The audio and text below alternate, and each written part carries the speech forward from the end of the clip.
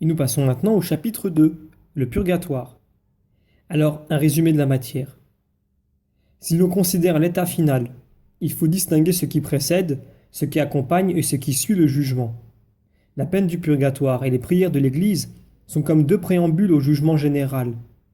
Le feu du purgatoire est un feu corporel qui touche l'esprit des justes, dans la mesure où ils n'ont pas accompli en cette vie la pénitence proportionnée à leur faute, dans la mesure où ils ont des restes de péché à consumer. La souffrance du purgatoire est moins douloureuse qu'en enfer, mais plus lourde qu'en ce monde. Toutefois, les âmes du purgatoire gardent toujours l'espérance, car elles savent qu'elles ne sont pas en enfer. Et pourtant, en raison de l'intensité de leur peine, il leur arrive peut-être de ne pas y penser. Ce feu corporel infligé aux esprits les purifie des dettes, des souillures et des restes de péché. Et lorsque leur purification est suffisante, ils prennent immédiatement leur envol et sont introduits dans la gloire du paradis. Alors voilà une explication. Le principe premier, parce qu'il est premier, est bon et parfait. C'est la raison pour laquelle il aime infiniment le bien et déteste le mal. Or, cette bonté ne tolère pas que le bien demeure sans récompense. Sans cela, l'harmonie de l'ordre universel serait troublée. Toute faute commise, surtout la faute mortelle, mais aussi le péché véniel qui y dispose, provoque trois désordres. Elle offense la divine majesté, fait tort à l'Église et déforme l'image divine inscrite en notre esprit. Or, toute offense requiert son châtiment. Le dommage exige satisfaction et la difformité appelle la purification. La peine requise aura donc les trois effets. Elle sera premièrement punition juste, deuxièmement satisfaction équitable et troisièmement purification suffisante. Donc tout d'abord, cette peine devra punir justement. Dès lors, l'esprit qui a dédaigné le bien éternel pour se soumettre à un bien infime se verra soumis à des réalités inférieures. Il est juste qu'il reçoive la peine des êtres qui occasionnèrent sa faute. À cause d'eux, il a dédaigné Dieu, et il s'est avili lui-même. Par conséquent, l'ordre de la justice exige que l'esprit soit puni par un feu matériel. Puisque l'ordre de la nature unit l'âme au corps pour lui influer la vie, l'ordre de justice unira l'âme au feu matériel.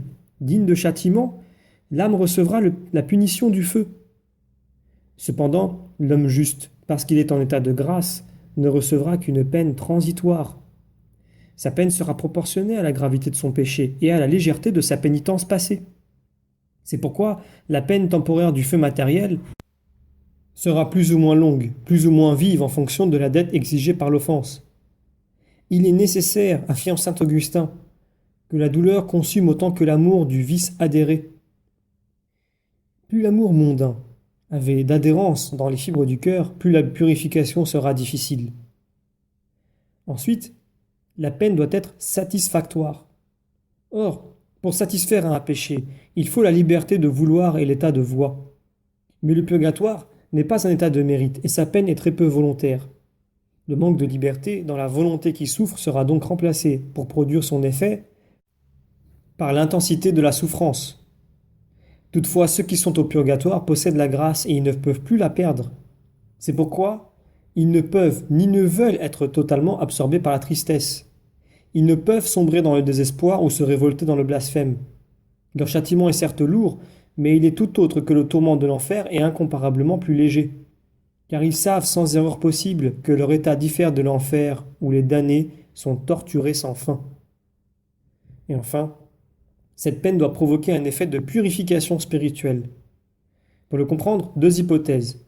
Ou bien le feu possède un effet spirituel qui lui est divinement donné, ou bien, comme je le pense, la vertu même de la grâce présente à l'intime de l'âme est aidée par la peine extérieure, et ainsi l'âme, qui est déjà punie pour ses offenses et en remboursement de ses dettes, subit en outre une purification.